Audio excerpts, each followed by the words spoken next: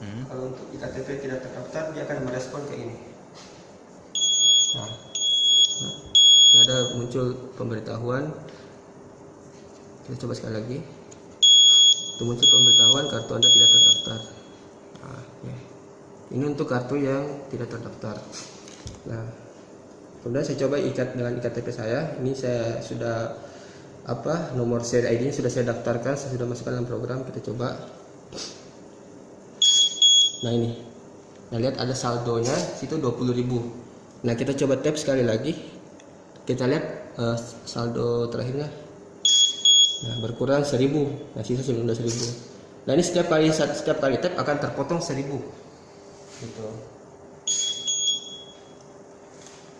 Nah, kartunya itu dia akan saldonya terpotong sebesar 1.000.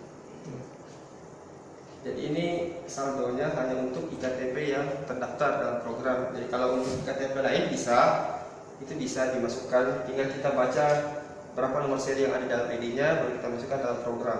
Tapi kalau dia tidak dimasukkan dalam program, hasilnya kayak gini. Nah, dia akan memberi pemberitahuan bahwa kartu tidak terdaftar. Nah, kayak gini.